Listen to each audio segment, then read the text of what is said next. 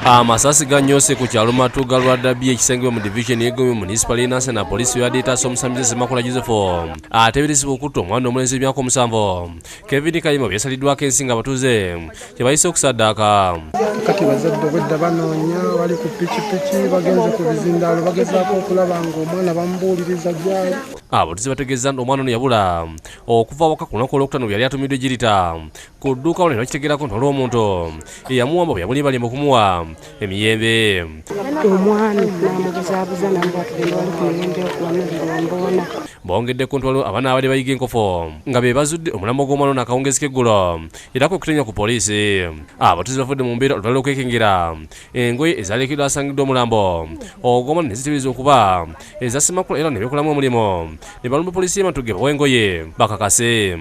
Tugenda ku poliisi tugiteeke ku puresha etulage eddala engoye ze yasanze nti engoye ziizino tuzeekenneenye. Akulira poliisi Robert Ashubya abasabye okuba bakakumira n'abasaba okugenda kunaba mu maka ga Semakula bazuule ekituufu.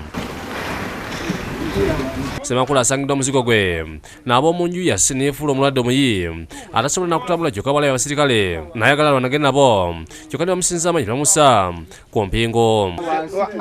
Obwedda bakusitulala mu kumanya musango ki gwe nkoze musango ki oba bantu oba si bantu nsooka kumanya nkoze musango ki.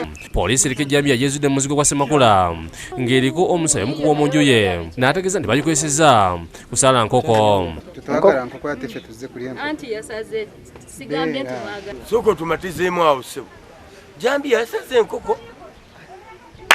Wasangiddwawo n'amakonkoma amasibe ku bugwa abatuuze ne bategeeza nti gano agakuŋŋaanya okuva ku miti.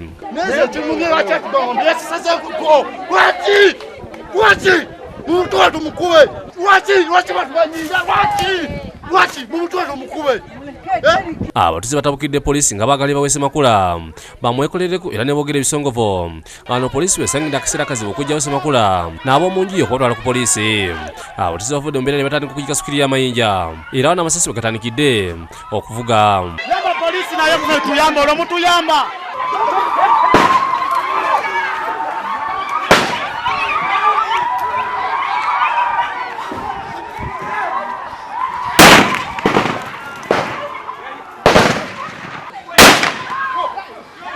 Nga wayise akaseera poliisi batusize Matuga wabula mu kaseera mpaweka agaata batuuze ne bazingako poliisi egiwaliza okwongera okuba amasisi mu bbanga n'omu ku kubalagala okubagombolola.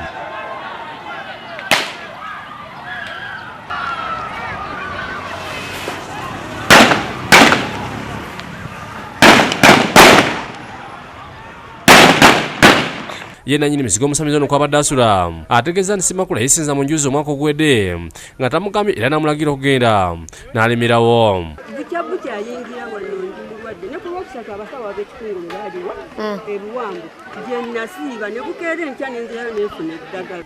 Sharif Sebunya ne Robert Musanje bakusekedde eggulu ino ku lwa Bukedde TV.